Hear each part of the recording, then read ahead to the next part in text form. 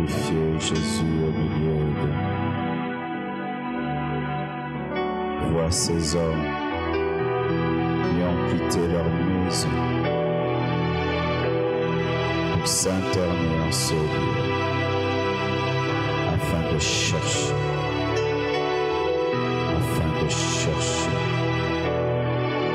Vois leur soif, vois leur faim, vois leur soif,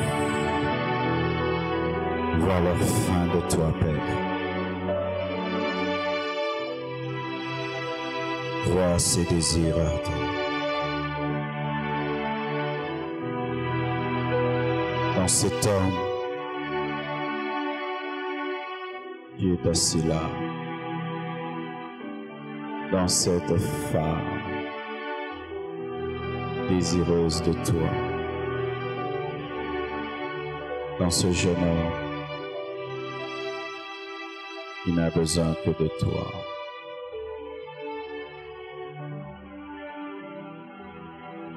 Sontoroshataza Ikantarabasha Shintirazotirabosutta Sumarazatarabashita Sundorosutirabasha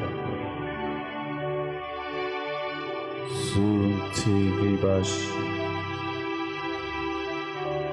Tu n'es pas un programme, mais tu es notre vie.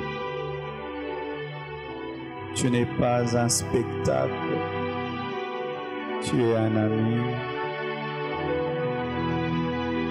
Tu n'es pas un programme, Jésus. Tu es ma vie.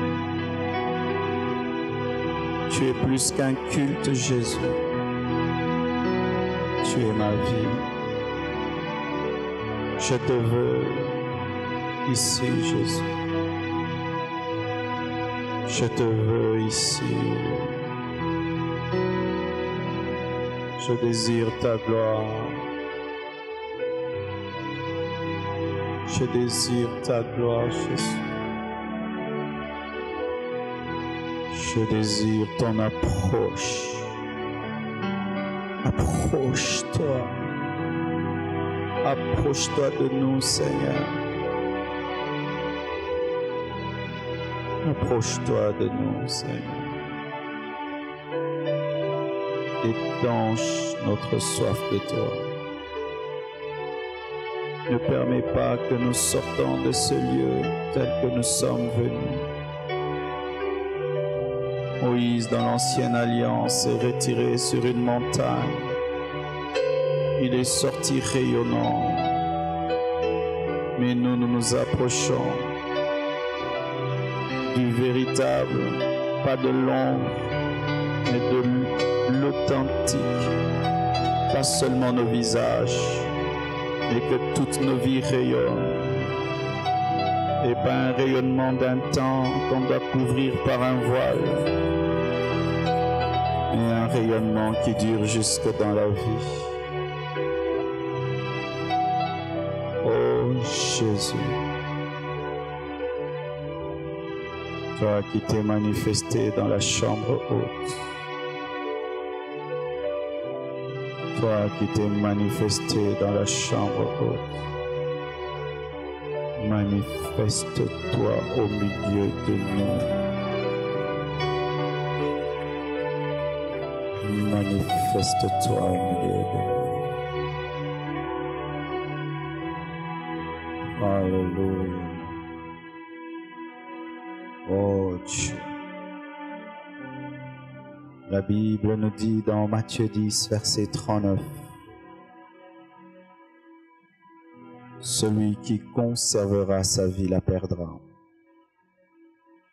et celui qui perdra sa vie à cause de moi la retrouvera. Celui qui conservera sa vie la perdra, et celui qui perdra sa vie à cause de moi la retrouvera. Luc 9, 24 nous dit, car celui qui voudra sauver sa vie la perdra, mais celui qui la perdra à cause de moi la sauvera. Luc 17, 33 encore nous dit, celui qui cherchera à sauver sa vie la perdra, et celui qui la perdra la retrouvera. Jean 12, 25 encore nous dit la même chose. Celui qui aime sa vie la perdra, et celui qui hait sa vie dans ce monde la conservera pour la vie éternelle. Bien-aimés frères et sœurs, je ne sais pas si c'est une prédication que je vais vous apporter, mais je crois que Dieu veut pousser quelqu'un dans une autre dimension spirituelle. Je vous remercie pour l'invitation. Vous n'étiez pas obligés, mais je crois que Dieu a voulu que nous soyons ici afin de pousser quelqu'un. Ce message ne concerne pas tout le monde, et je vous le dis vraiment, ce message concerne quelques-uns au milieu de vous, les vrais enfants de Dieu, les vrais chrétiens, les personnes qui sont à la recherche des choses profondes dans le royaume de Dieu. Les personnes qui ne sont pas dans le christianisme par mouvement, par habitude, par mode, et qui ne savent même pas ce qu'ils font là. Je suis venu parler à des gens qui ont rencontré vraiment Jésus et qui ont besoin de plus avec lui. Lorsque nous lisons ce passage, c'est une contradiction. C'est une pensée contraire à la philosophie des hommes. Car dans la philosophie humaine, si tu veux vivre, tu dois te protéger. Si tu veux vaincre, tu dois vivre. Si tu veux gagner, tu dois être fort. Si tu veux être premier, tu dois te battre. Mais Jésus-Christ qui est la vérité, Jésus-Christ qui est la sagesse incarnée, vient avec un principe contradictoire. Il dit que celui qui veut vivre doit mourir. Et celui qui vit mourra. Et celui qui meurt vivra.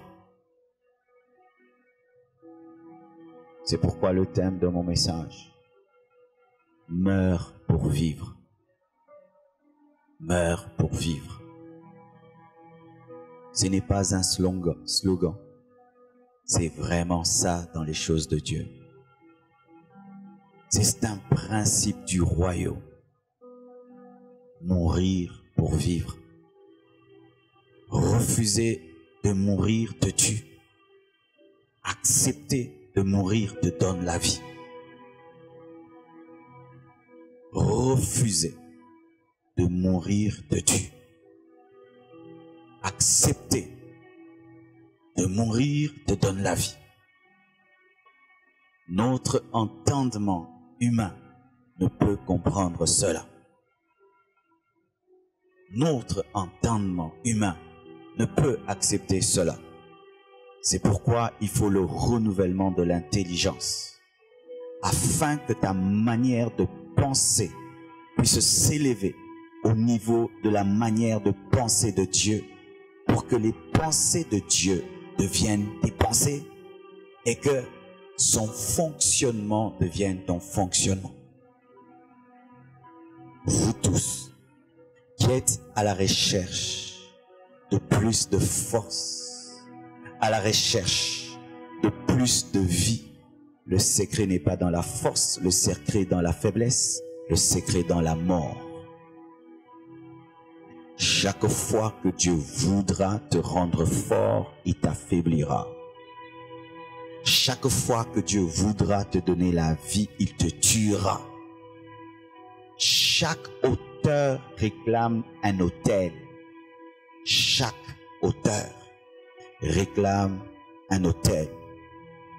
Tout homme qui a expérimenté une hauteur avec Dieu a présenté un autel devant Dieu. C'est pourquoi Jésus, lorsqu'il vient, il dit à ses disciples, « Celui qui veut être mon disciple doit renoncer à lui-même. Et il doit se charger de sa croix chaque jour et me suivre. » Pourquoi? Si tu veux être le disciple du crucifié, tu dois être un crucifié. Seuls les crucifiés suivent un crucifié. Tu ne peux suivre un crucifié sans être un crucifié. Tu ne peux suivre un mort sans mourir. Jésus, avant de ressusciter, a connu la mort. Et tu ne peux le suivre sur le chemin de la résurrection sans mourir. Tu ne peux être le disciple du crucifié sans être crucifié. Tu ne peux être le disciple du crucifié sans être crucifié. Et il dit, il n'y a point de disciple qui soit supérieur à son maître. Si le maître a accepté la crucifixion, le disciple aussi doit accepter la crucifixion. Si tu refuses, tu n'es pas disciple de Jésus. Tu n'es pas disciple de Jésus. Il dit qu'il est impossible que la graine ne porte du fruit sans pourrir. Impossible que la graine ne porte du fruit sans pourrir. Il est impossible que la terre reçoive la sémence sans être bêchée, sans être sarclée, sans subir la houe, la bêche. Il est impossible que la fleur donne son parfum sans être écrasée. Il est impossible que la fleur donne son parfum sans être écrasée. Tant que cette femme gardait son vase intact, le parfum qui était contenu ne pouvait se répandre dans la maison. C'est seulement lorsqu'elle a brisé son vase, donc tué son vase, parce qu'un vase brisé est un vase tué. Un vase brisé est irrécupérable. Un vase brisé est à jeter à la poubelle. C'est seulement quand elle a brisé son vase que le parfum contenu dans ce vase s'est répandu dans cette maison. Donc, la vie du vase empêchait la vie du parfum. La vie du vase empêchait la manifestation du parfum. Il y avait une lutte entre le vase et le parfum.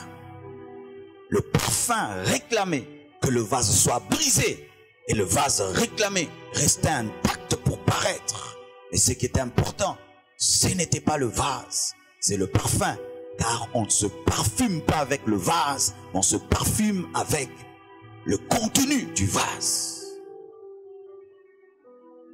Le vase limite le parfum.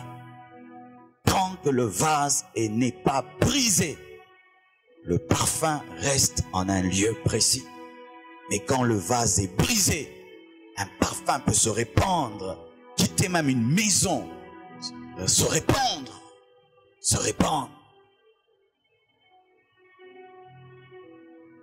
Vous qui cherchez l'élévation, vous qui cherchez le succès, vous qui cherchez à être utilisé par Dieu, le chemin n'est pas dans la grandeur. Le chemin n'est pas dans la vie. Le chemin n'est pas dans des choses que vous aimez. Le chemin n'est pas là-bas. Le chemin, c'est la mort. C'est la mort. Si vous refusez de mourir, démissionner. Laissez tomber. Laissez tomber.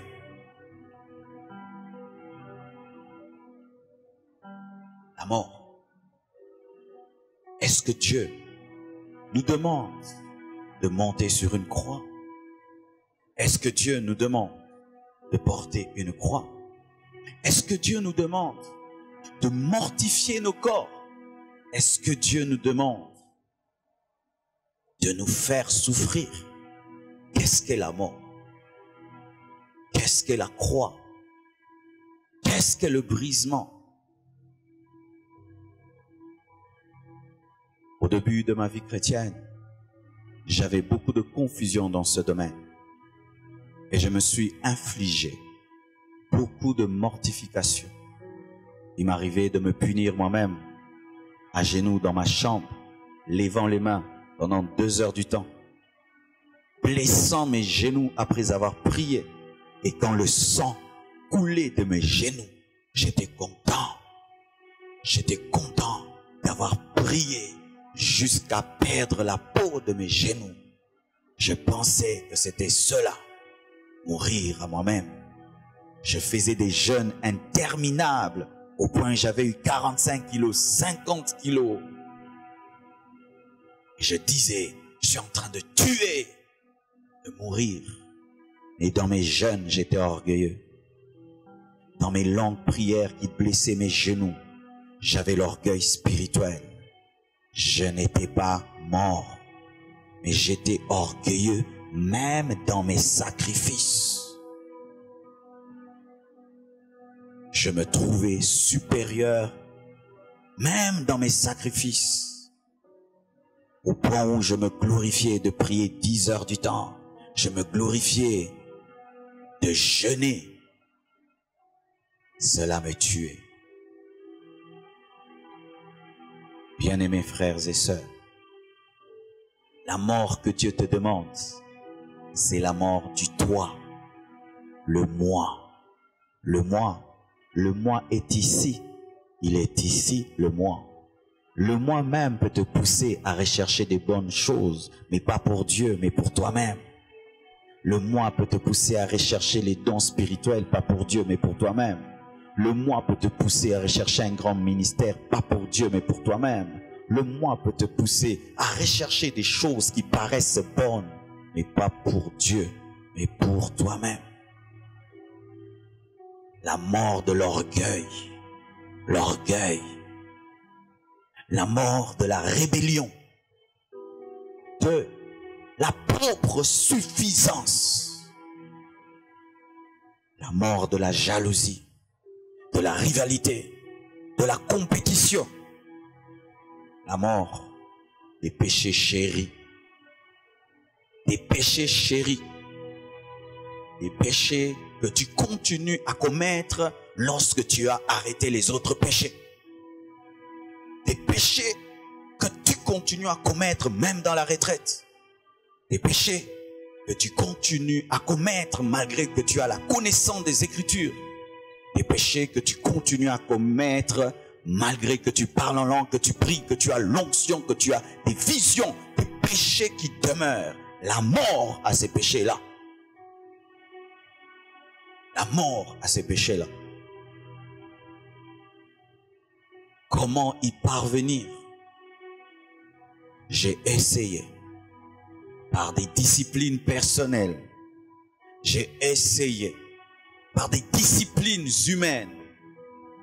Et je vivais le principe de ce monde qui dit le naturel, une fois chassé, revient au galop. Alors j'ai compris une chose, que la croix est une révélation. La croix est une révélation.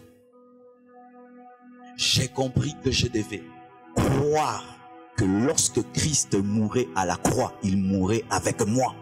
Et que je suis compté comme mort depuis longtemps et l'accepter tel quel. Ainsi je bénéficie de ce que l'autre a fait et ma chair est crucifiée par l'œuvre de la croix. Bien-aimé, pour vivre dans la sainteté, il ne faut pas d'abord la discipline, il faut la foi. Car si ta discipline t'amène à te sanctifier sans la foi, Ta sanctification est le produit de la religion, mais ce n'est pas le produit du salut. Une discipline qui provient de toi ne se maintient pas, mais une discipline qui provient de la révélation de la croix devient un style de vie, car tu es ce que tu sais. Tu es ce que tu sais. C'est que tu sais. Et je vous dis, je suis en train de dire quelque chose de très important. C'est pourquoi j'ai dit, ce que je prêche, ce n'est pas pour tout le monde. Il y a certains pour qui je suis venu ici, qui sont à la recherche de la crucifixion, qui sont fatigués d'être aussi charnels. Fatigués, il est fatigué. Fatigué d'être charnel, fatigué d'être orgueilleux, égoïste, jaloux, vantard. Mais tu sens en toi une force qui t'amène à vivre en contradiction par rapport à ce que tu sais. Tu sais que c'est bien d'être humble, mais tu sens l'orgueil. Tu sais que c'est bien de vivre dans la sainteté, mais tu pêches. Tu sais que c'est bien de beaucoup prier, mais tu n'arrives pas. Tu sais qu'il faut vivre dans l'amour, mais tu n'y arrives pas. Tu n'y arrives pas. Non pas parce que la croix a échoué, mais tu ne sais pas comment toucher la croix. Certains médicaments, pour les avoir, c'est seulement par injection. Il n'y a pas de comprimés pour ces médicaments. Alors tu peux chercher des comprimés de ce médicament, tu ne les auras pas. Ce n'est pas que le médicament n'existe pas, mais tu cherches à ce qu'on te le donne autrement de ce qui était prévu. Pareil aussi, pour la croix, bien-aimé, la première chose qui te permet d'être crucifié, c'est croire que tu es compté comme mort, que Jésus à la croix t'a pris, tu étais avec lui. Et ta chair, quand je dis la chair, je ne parle pas de ton corps. Parce que ton corps n'est pas l'ennemi de Dieu, c'est un instrument de Dieu. Mais je parle de cette nature adamique, cette mauvaise nature que tu as depuis ta naissance, qui te pousse vers le mal sans que tu recherches le mal, parce que l'homme est un arbre né courbé. Ainsi, il n'y a pas l'école de l'orgueil et du mensonge, parce que l'homme n'est menteur. Cette nature adamique que tu as, cette nature adamique qu'on appelle chair, ne peut jamais être vaincue par l'intelligence de la chair, car la chair ne peut se vaincre elle-même. Elle ne peut être vaincue que par une œuvre parfaite de celui qui n'avait point la chair, car Jésus n'avait point la chair. La chair dans le sens pas de la viande ou bien des muscles, mais il n'avait pas cette mauvaise nature adamique. Ainsi tu dois te connecter à celui qui a vaincu. Ainsi ce qu'il a fait sera à toi. Par la foi. Par la foi. Frères et sœurs. Sinon, tu arriveras à un niveau, et j'ai rencontré beaucoup de chrétiens qui ne croient plus qu'ils peuvent changer. Ils ne croient plus. Il a tout fait. Après 6 mois, il retombe. 1 année, il retombe. Et il lit la Bible. Il dit, ce qui est né de Dieu ne pêche pas. Mais il dit, mais ce verset est impossible. Non, c'est vrai.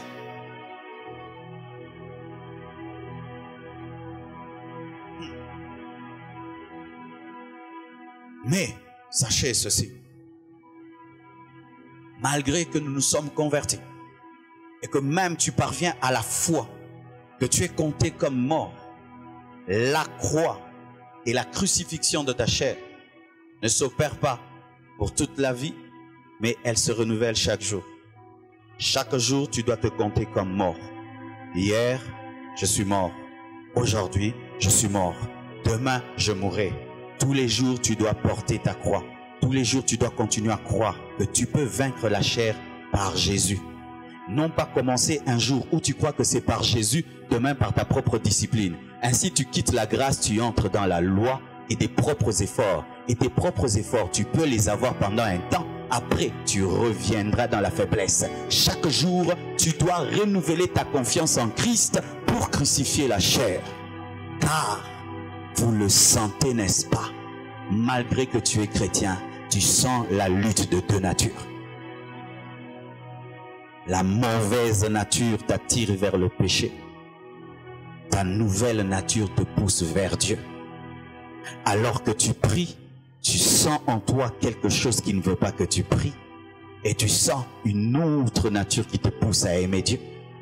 À la fois, tu sens quelque chose qui t'attire vers l'humilité et l'autre qui t'attire vers l'orgueil. À la fois, tu sens cela. Voici. Lorsque ta nouvelle nature est étouffée par l'ancienne nature, l'homme charnel paraît. Et lorsque l'homme charnel est crucifié, c'est l'homme spirituel qui paraît. Et tous les jours, tu dois maintenant fortifier l'homme nouveau afin qu'il sache toujours dominer sur l'homme ancien. Car dans le combat, il faut avoir les muscles. C'est là que tu dois te nourrir de la parole, te nourrir de la prière. Et tu dois faire la toilette spirituelle. Veiller à vivre dans la sainteté afin que la force de Dieu soit dans ton esprit pour que tu gardes ta chair crucifiée. Car, certes, Christ a tout fait, mais aussi ta part. Et ta part, ce n'est que le 1/10. Dieu te donne la dîme. C'est à moi de m'agenouiller. C'est à moi de lire ma Bible. C'est à moi de dire à Dieu pardon. C'est à moi de dire Saint-Esprit remplis-moi. Mais lui l'a fait. Le plus grand, il a envoyé l'Esprit. Il est mort à la croix. Il m'inspire la parole. Vous comprenez ce que je dis? Voici maintenant.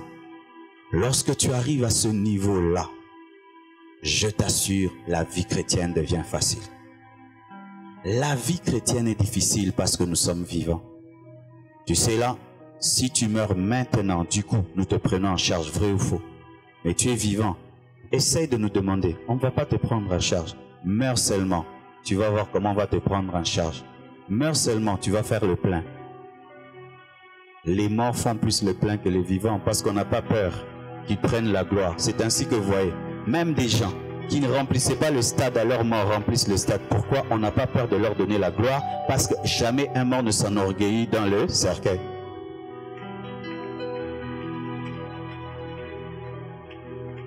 Si tu meurs, n'est-ce pas qu'on va te transporter?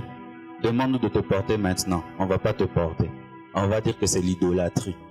Mais si tu meurs, il y aura 4 personnes qui vont te mettre sur leur épaule.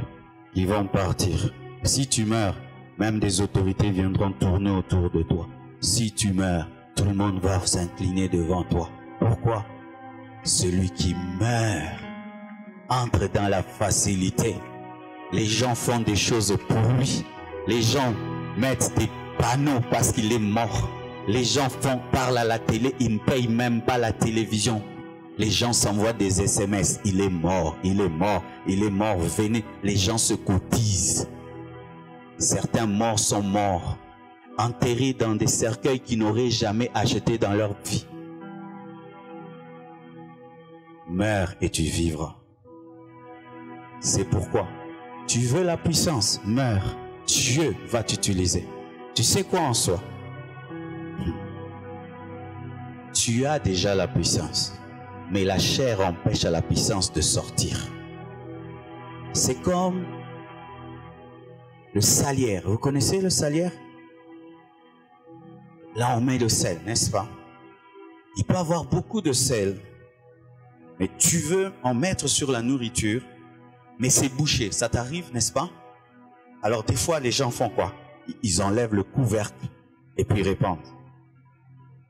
Ils enlèvent le couvercle et puis ils répandent.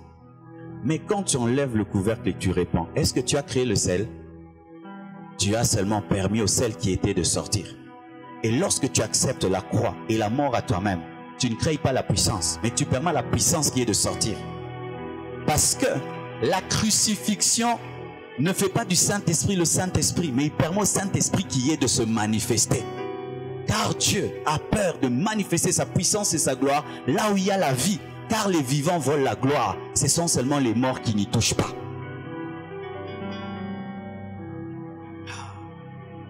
Et il y a un homme qui est un exemple d'une telle crucifixion. Pierre l'orgueilleux, qui pensait être plus grand que les autres, qui pensait aimer Jésus plus que les autres, qui pouvait prendre une épée et couper l'oreille de quelqu'un, la grande gueule, qui parlait, qui pouvait même oublier les autres apôtres afin de rester avec Christ sur la montagne. Mais le même Pierre Dieu l'utilise puissamment. Les gens viennent pour le glorifier, pour l'élever. Et disent, ce n'est pas moi. Je ne suis rien. C'est la foi au nom de Jésus qui a fait ce miracle. Quelle transformation! Comment Pierre est-il arrivé jusque-là? Il a été brisé. Qu'est-ce qu'il a brisé? Lorsqu'il était face à lui-même et qu'il a compris qu'il parlait beaucoup mais n'avait pas la force de ce qu'il disait. C'est pourquoi Dieu te crucifiera aussi.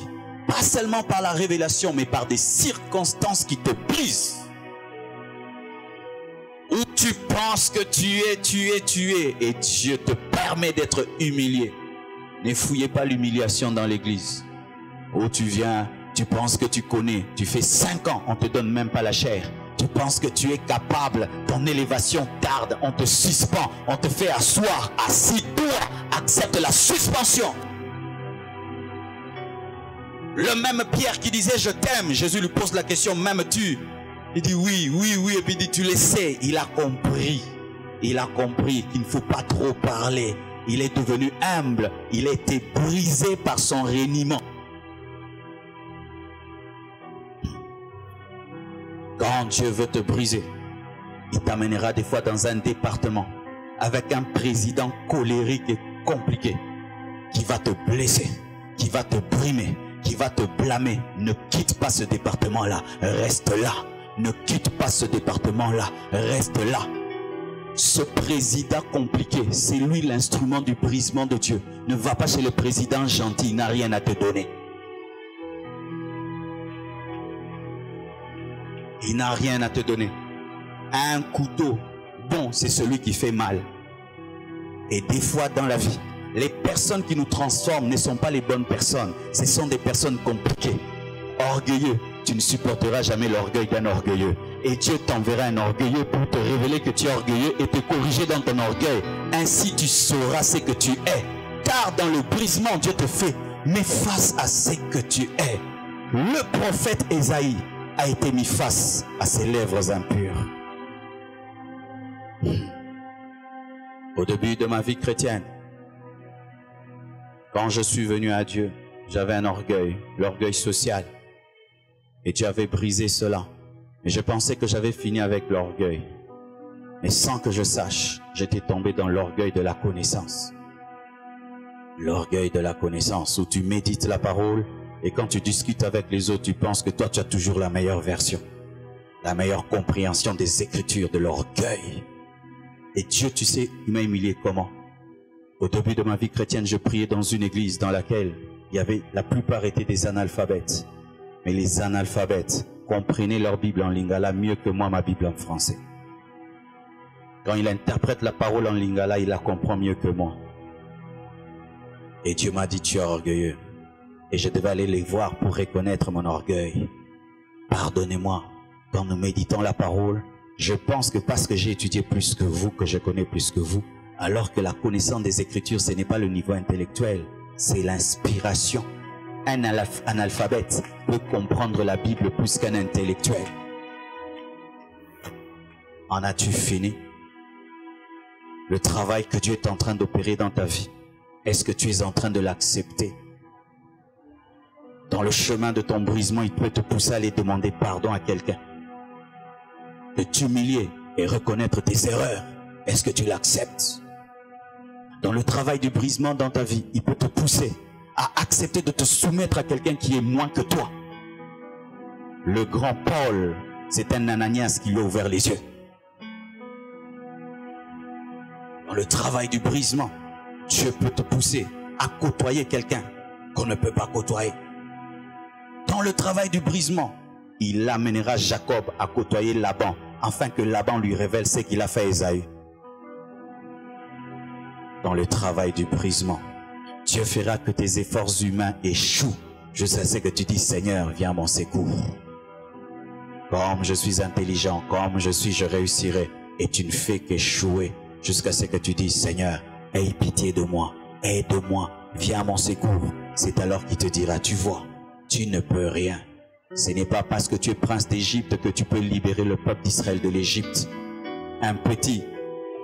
Rien qu'un petit combat te fera fuir dans le désert. Mais celui qui reviendra Ce serait un homme qui a rencontré le buisson ardent, qui dit je ne peux pas. Le même Moïse qui disait je peux, a dit je ne peux pas. Bien-aimés frères et sœurs, Dieu n'a pas besoin des volontaires, il a besoin des hommes brisés. Dans les églises, il y a trop de volontaires. Je veux travailler au protocole, je veux chanter, je veux travailler dans tel département. Vous voulez faire trop de choses. Vous voulez faire trop de choses. Vous voulez trop faire sans être. Vous voulez faire trop. Vous voulez chanter, vous voulez prêcher, vous voulez modérer, vous voulez être au protocole, vous voulez des tâches, vous voulez des charges, vous voulez. Mais est-ce que vous êtes mort? Est-ce que vous êtes brisé?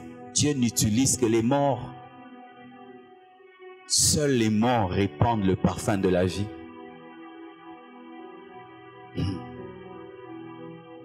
Voici.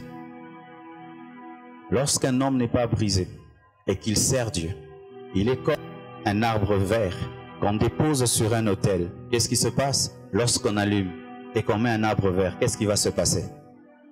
C'est la fumée qui sortira et les gens auront des maux de Dieu. Mais si l'arbre est sec, on le met sur le feu, qu'est-ce qu'il y aura? Le véritable feu. Quand tu es un arbre vert, tu es encore plein de vie, mais tu veux servir Dieu. C'est alors que tu blesses les gens par tes paroles, par tes réactions, par ton comportement, par tes attitudes, par ceci. Pourquoi? Un arbre vert qui veut servir, il est encore orgueilleux, il est encore colérique, il est encore hautain, il ressemble encore au monde, il a encore des péchés chéris, mais il est pressé à servir Dieu. Jésus a dit, si tu veux me suivre, tu dois d'abord porter ta croix. D'abord. Sinon, mes frères et sœurs, vous servirez Dieu, vous ferez des choses, mais au dernier jour, aucune récompense, car Dieu ne récompense que les morts. Si je suis vivant, tout ce que je fais ici, Dieu ne me récompensera pas, parce que je serai en train de prêcher pour me faire voir, je serai en train de prêcher pour me faire connaître, je serai en train de prêcher pour. Et comme Dieu ne récompense pas les œuvres qui ne sont pas fondées sur Christ, je suis en train de faire du bénévolat. Est-ce que vous comprenez le danger de ne pas mourir à vous-même? Vous faites le bénévolat. Tu peux faire un grand ministère, c'est du bénévolat. Tu peux chanter des chansons, c'est du bénévolat. Tu peux offrir des offrandes, c'est du bénévolat. Tout ce que tu fais du bénévolat parce que Dieu ne récompense que les morts. Morts à eux-mêmes. Parce que les vivants, propre ambition. Moi. Et tu peux servir Dieu des années. Au dernier jour, il te dit, je n'ai jamais reconnu une seule de tes œuvres. Parce que tout ce que tu as fait, c'était pour toi-même. Rien n'était fait pour moi. Frère, c'est pourquoi des fois dans la vie chrétienne, tu dois t'arrêter. Tu vas, tu te retires et tu recommences à zéro. Je vous dis la vérité. Tu te retires, tu recommences à zéro. Faites l'étude de vos motivations. Lorsque tes motivations sont charnelles, tu es vivant. Lorsque tout ce qui te motive, c'est moi, tu es vivant. Et ce n'est pas un travail qui va te bénir au dernier jour, parce que Dieu ne le reconnaît pas. Est-ce que vous comprenez ce que je dis?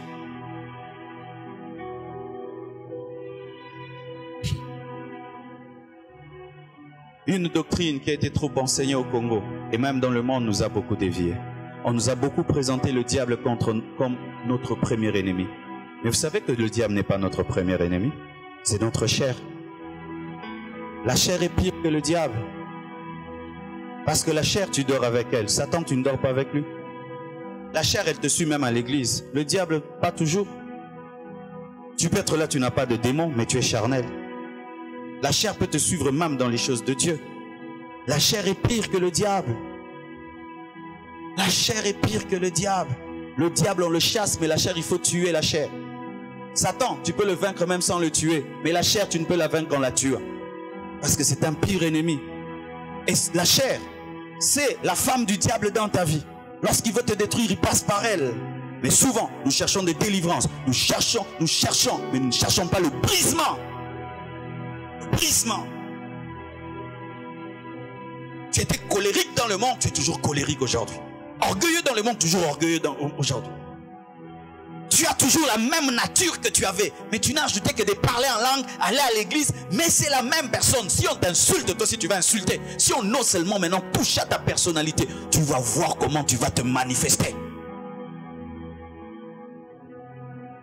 Rancunier, même à l'église.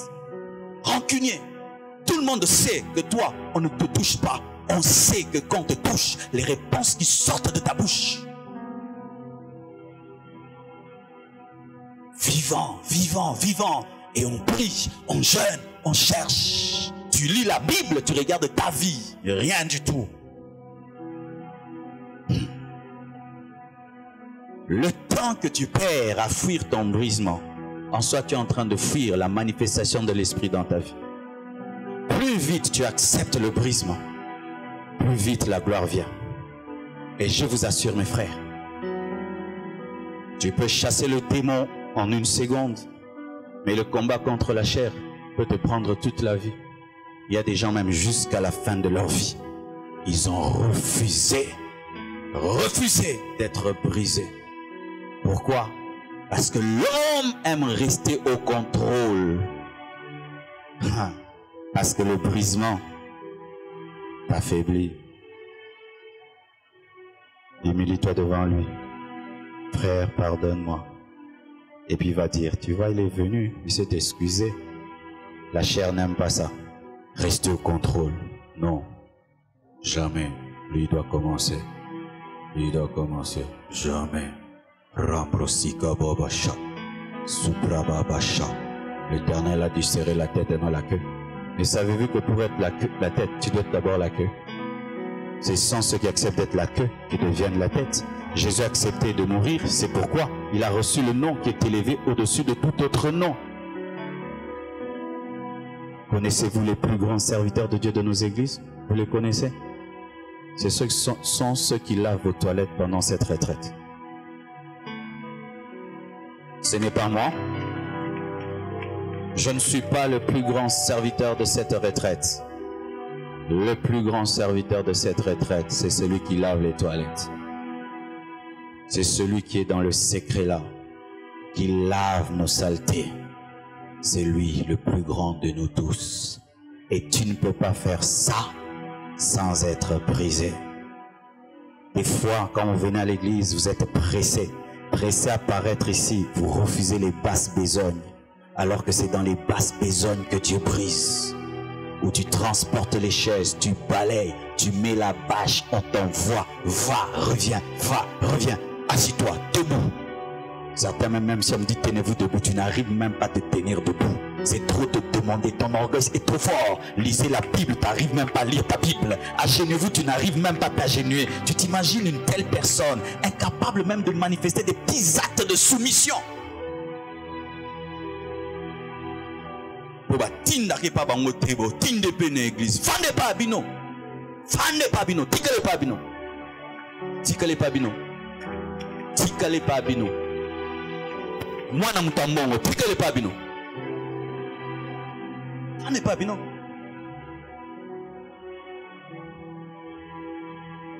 Quand tu viens à l'église, c'est pour être broyé, brisé, broyé.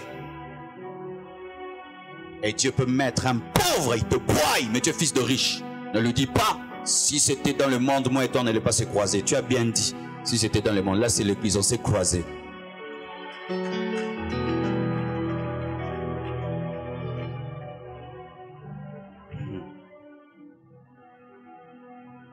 Ça m'est arrivé. Quand je suis venu à l'église, j'avais mes gros dos. Et là, je rencontre des pauvres qui te dirigent. Et des fois même, on vous donne des nourritures bizarres à l'église. Tu dois manger avec les mains nues. Tu dois manger le pondu mélangé au riz. Et Dieu te dit, mange sans fourchette. Et tu manges. Vous tous qui avez des chichis, n'est pas brisé. Les chichis. Le thé de la retraite. Le pain. Si tu vas à l'armée, même le prince d'Angleterre, il fait le service militaire. Vous pensez qu'il a un lit meilleur que les autres? Une tenue meilleure que les autres? Le prince d'Angleterre, quand il fait le service militaire, il est un militaire comme les autres. 10 pompes, 50, 100, 100. Et quand tu viens ici, les moustiques.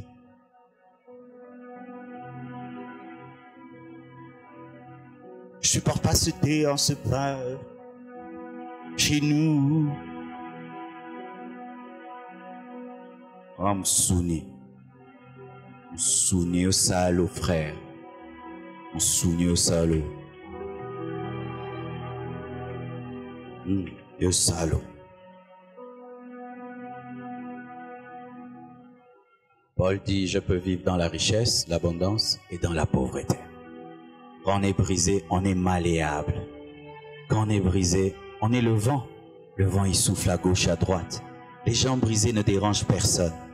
Les gens brisés sont là, mais tu ne sais même pas. Il faut même qu'ils te disent qu'il est fils de riche pour que tu saches.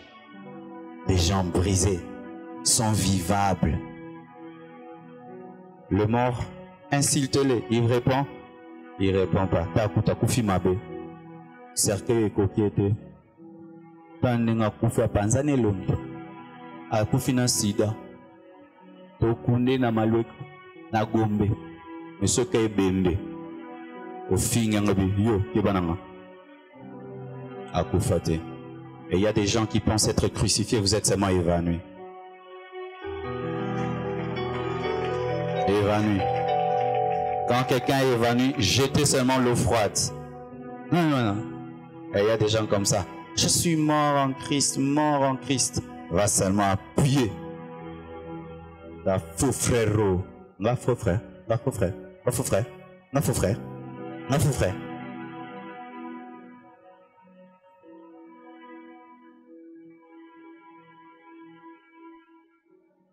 Certains au milieu de vous aujourd'hui, la main de Dieu viendra sur vos vies. Parce que vous avez accepté ça. Oui, vous avez accepté. Il y a des gens qui ont accepté. Ils sont prêts à payer ce prix. Et je vous dis, ça changera toute votre vie. Vous le verrez. Et je t'assure, reste seulement dans ça. Tu ne forceras plus rien. Ta vie va commencer à t'étonner. Tu sais qu'il y a des gens qui ne peuvent pas payer l'avion, mais s'il meurt, il prend l'avion. On paye pour lui le billet, même le passeport on cherche, l'ambassade te donne le visa. Vrai ou faux? Veux-tu changer ta vie? Alors je t'invite à mourir à toi. Et voici la chose qui tue la plus, c'est la présence de Dieu.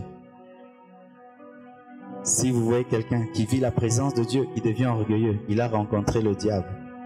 La présence de Dieu, quand ça vient dans ta vie, tu peux pas être orgueilleux, tu te sens petit, tu te sens indigne. Qui suis-je? Qui suis-je? Les périodes de ma vie où je me suis senti le plus humble, c'était les périodes où la présence de Dieu était très forte.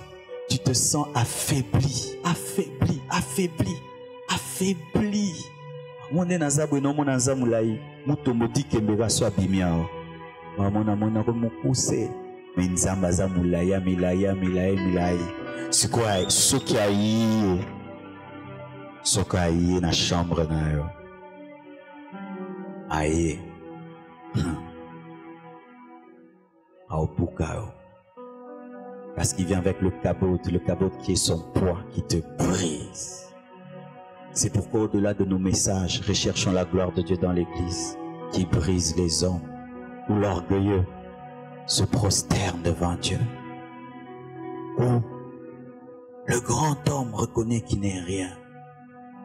Et je prie qu'aujourd'hui, tu fasses une rencontre avec sa présence.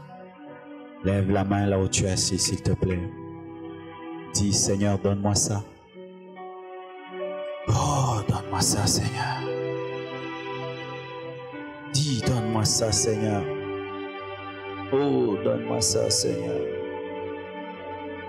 Oh, donne-moi ça, Seigneur. Donne-moi ça, Seigneur.